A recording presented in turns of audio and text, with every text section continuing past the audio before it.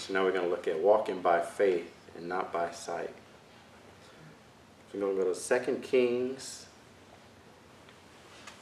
chapter 6, verses 15 to 17. And so this is after Elijah was a prophet, and so they were at war, and Elijah was giving his king information about the other army, and they were defeating them. And then so that the defeating king asked his people how they, do we have a spy? And they said, no, it's the holy man Elijah who's telling them. So he said, okay, let's go kill that guy.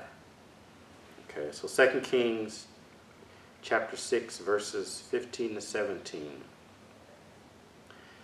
says, when the servant of the man of God, who's Elijah, got up and went out early in the morning, an army of horses and chariots had surrounded the city. "Oh, my Lord, what shall we do?" the servant asked. So their city was surrounded by horses and chariots, and so a servant was afraid. And so Elijah said, "Don't be afraid. Those who are with us are more than those with them." And Elijah prayed, "Open his eyes, Lord, so that he may see." Then the Lord opened the servant's eyes, and he looked and saw hills full of horses and chariots of fire all around Elijah.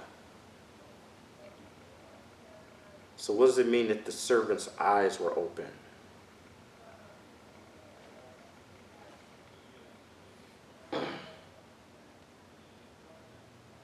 And where were these horses and chariots?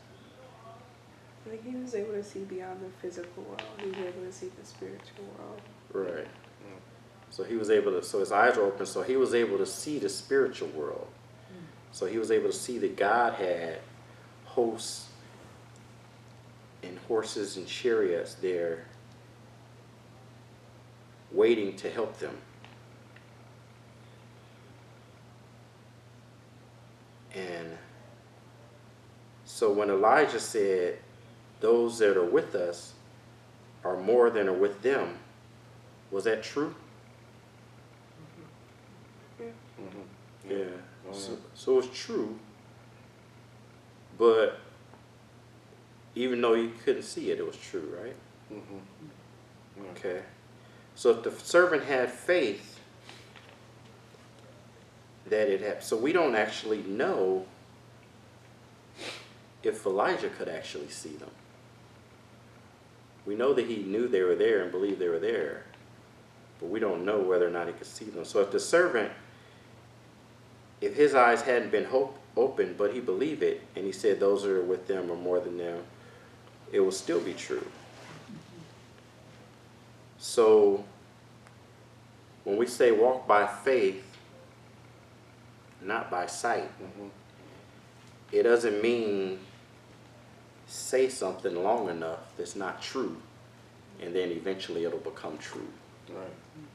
So that's not what Elijah wasn't saying. It doesn't mean say something that's not true, and then eventually it'll become true. It means say something that's already true in the spiritual world, but I can't yet see it in the physical world. So as I believe something is there in the spiritual world, but I can't see it yet. It hasn't manifested in the physical world. So it's not denying what's happening here in the physical world. It's not denying the sickness. It's not denying the pain. It's not denying the experience. It's just saying that I know there's something going on that I can't see, that hasn't manifested in the physical world yet. Mm-hmm. So it's the ability to trust beyond what the physical world and hold into the belief that what God promised us is true. So if God's word said something and we're holding to that word from God, that is true. So that's what walking by faith and not by sight is.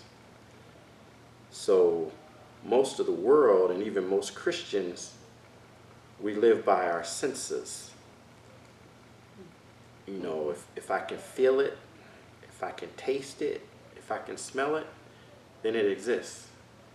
If I can't feel it, taste it, smell it, then it doesn't exist. So we want to graduate from that. And most people assume that every problem that we're having in the physical world is a natural problem. It was caused by some natural event. But we have to recognize that there are other forces that can cause things to happen in the physical world.